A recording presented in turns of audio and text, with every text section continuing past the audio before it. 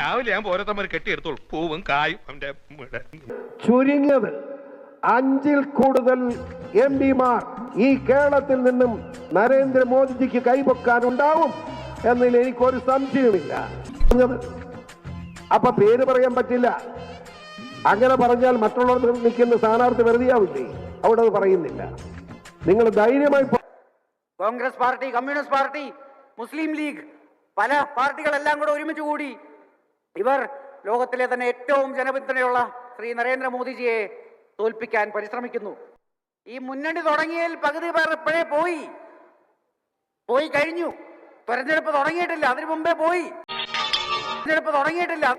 തെരഞ്ഞെടുപ്പ് തുടങ്ങി.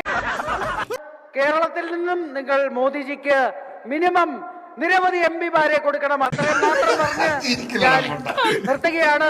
നന്ദി. ജയ് ഹിന്ദ്. ഭാരത് മാതാ കി